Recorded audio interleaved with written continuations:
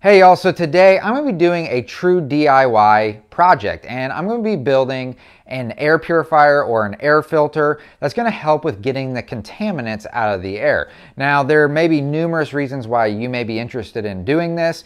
Maybe you have seasonal allergies and you want to get the pollen out of the air.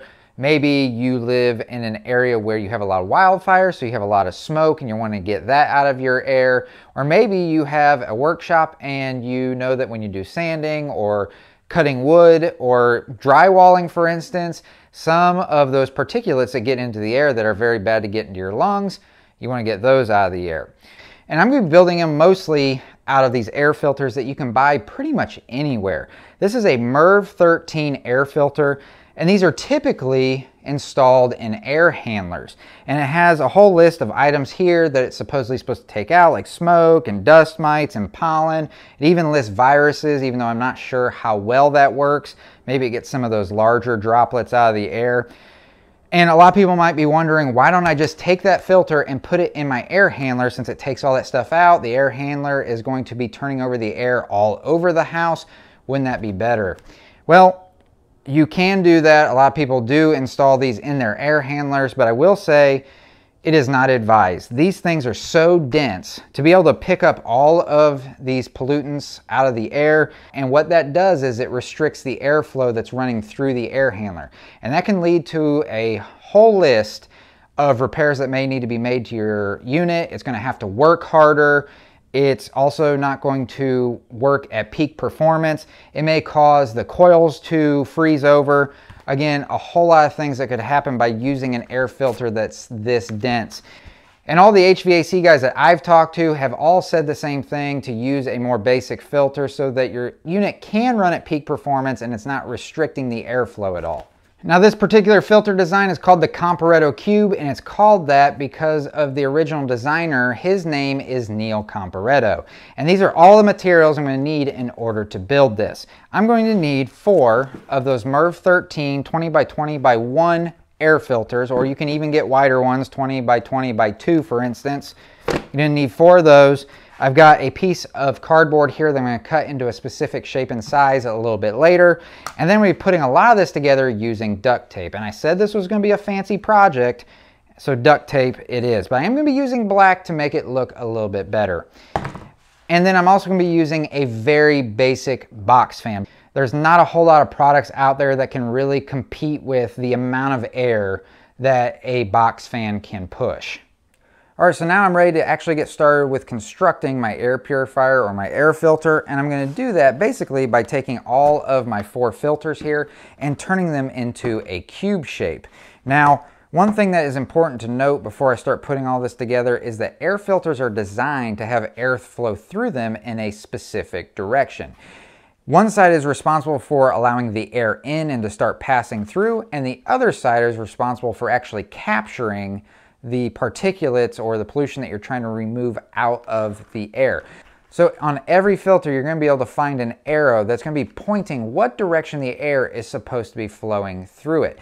If it was to be installed incorrectly or backwards, it's really going to bog down the amount of air that's going to be able to come through, which can also then in turn make all of your equipment have to work harder, and it just won't work as efficiently. So in the case of this particular build, I'm going to want all of my arrows pointing towards the center of the cube, because all of my airflow is going to be coming from the outside and then into the center of the cube before ultimately it's being dispersed. All right, so first I'm going to take all of my filters and basically just put them into the shape of a cube. And I just use a little bit of tape just to hold them in place temporarily. So 2 of these filters are basically going to be sandwiched between the other 2 ends, or the other 2 filters. So 2 of these sides are going to be a little bit longer than the other 2. All right, so now I'm going to go around to all of the corners, and I'm going to run some duct tape down all of the seams where those filters are basically just butted up against each other. And this is going to provide an airtight seal so no air can just pass through those little gaps where the filters are meeting, and it's going to force the air to have to be sucked through the filters themselves.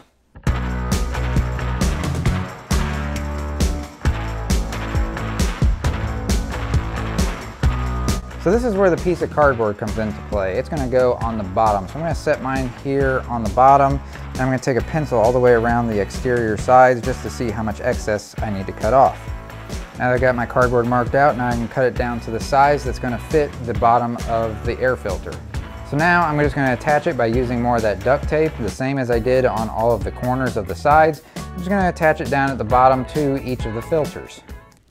Now this cardboard bottom is going to serve two purposes. Number one, it's going to keep contaminants from just being able to enter into the middle of the filter. If this was wide open, those contaminants would just follow the path of least resistance, go around the bottom of the filters and then just up and through, and this really wouldn't be achieving anything.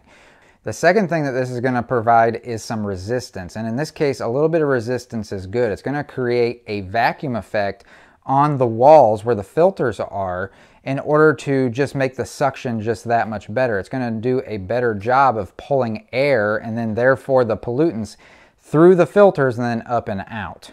All right, so now the sides are done, the bottom's done. Now all that's really left is to put the fan on. So I'm going to just take this fan, I'm just going to set it on top, and it's important to know for sure which side of the fan sucks air and which side of the fan actually blows the air out. You want the side of the fan that actually blows the air out on the top here. So that way it's pulling air up constantly, which is pulling air into the sides of this filter.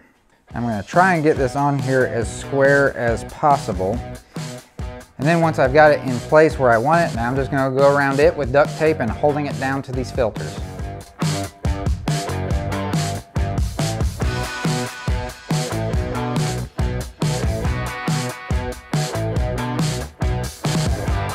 So that's pretty much all the steps there are in building your own air purifier or your own air filter. And it probably only took me about 20 to 25 minutes to actually construct this, which really wasn't too bad. And as far as how it looks, it definitely doesn't look like fine furniture or something you would expect to go buy in the store, but I actually think it looks pretty good. But for me personally, this is not going to be going in my house just because I already have that whole house air purifier that's doing a really good job. For me, this is actually just going to stay out here in the shop. This is already doing a really good job of pulling out those small particulates out of the air. But I'm going to go ahead and show you a real quick demonstration that this is in fact sucking air through the filters and filtering the air. So I'm going to go ahead and turn on the fan to the highest setting. And as you can hear, it's really not all that loud. I can tell it's bogged down just a little bit just because the air has been restricted by these filters that are being pulled into the fan. So it was to be expected that it would pull it down a little bit, but there's still plenty of air coming out of the top here. If I take this wrapping, you can see it really hasn't diminished a whole lot. It's blowing it up plenty. So just to demonstrate that this is in fact pulling in plenty of air here on the sides, I can't really take particulates or pollen or any of those things and throw them in there, and you wouldn't be able to see them on the camera. So I'm just going to go ahead and take this wrapping and just kind of put it up against the filter. And as you can see, it just pulls it right up against it. Anytime I just pull away from it, it pulls it right back. And this is going to weigh a whole lot more than those things I talked about. Pollen, dust mites, those particulates, smoke. Those are all going to weigh a whole lot less than even this does. So as you can see, it's clearly pulling in plenty of air, filtering the air out through the filters, and then pushing this nice fresh air out of the top. All right, y'all, so I hope that you found this video to be helpful and informative and maybe even a little bit interesting. If you did, please let me know by giving the video a thumbs up and also leaving a comment down in the comment section. I always like to hear feedback from y'all, letting me know what you think about the projects that I do. And if you haven't done so already, if you like videos like I did here today, then consider hitting that red subscribe button. I look forward to seeing you in the next one. See ya.